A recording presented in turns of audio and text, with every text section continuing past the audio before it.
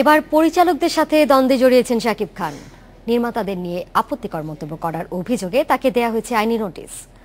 তবে শাকিব খানের দাবি এই সবই তার বিরুদ্ধে চক্রান্ত। বাংলাদেশের চলচ্চিত্র পরিচালকদের কাজ নেই, তারা বেকার এবং শুধু আড্ডাবাজি করে বেড়ান। সম্প্রতি গণমাধ্যমে দেয়া সাক্ষাৎকারে এমন মন্তব্যের পর শাকিব খানকে পড়তে হয়েছে তীব্র সমালোচনায়। আপত্তি তুলেছে চলচ্চিত্র পরিচালক সমিতি। শাকিব খানকে দেয়া হয়েছে আইনি নোটিশ। একই সাথে চলচ্চিত্র সংশ্লিষ্ট সব কাজ থেকে শাকিব খানকে বিরত রাখার জন্য পরিচালকদের অনুরোধও জানানো হয়। আমাদেরকে শাকিব যে সাক্ষাৎকার দিয়েছিল সেই সাক্ষাৎকারের পরিপ্রেক্ষিতে আমরা শুধু পরিচালকরা নয়, আমার মনে হয় শিল্পী, প্রযোজক সবাই মনক্ষুণ্ণ হয়েছে। এবং আপনি আপনার একটা জ্ঞানও তো বলেন যে একটা লোকের প্রেস্টিজ নিয়ে আপনি কখনো কথা বলতে পারেন না। শাকিব খান এখন পাবনায় ব্যস্ত রংবাজ ছবির শুটিংয়ে। পরিচালকদের পাঠানো উকিল নোটিশ এখনও হাতে পাননি তিনি। পুরো বিষয়টিকেই উদ্দেশ্য প্রণোদিত বলে মনে করছেন তিনি। যেহেতু আমি ঢাকার বাইরে কাজ করছি, নোটিশ এখনো আমার কাছে এসে পৌঁছায়নি, তো আমি এখনো তো হাতে পাইনি।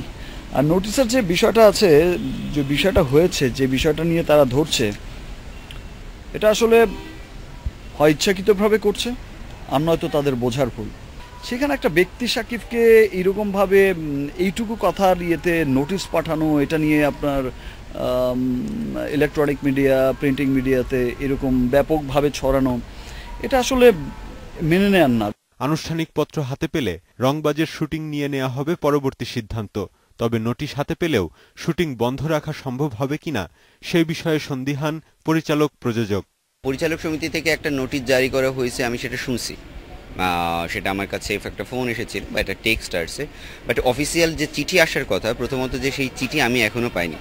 সো চিঠি না পাওয়া পর্যন্ত আমি তো অফিসিয়ালভাবে আমি ইনফর্মড না যে শুটিং অফ করতে বলা হয়েছে।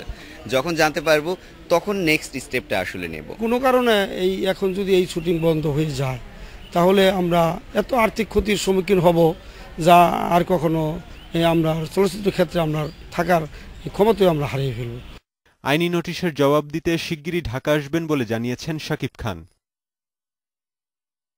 ইয়াসিফ আকবর, ইন্ডিপেন্ডেন্ট নিউজ, ঢাকা।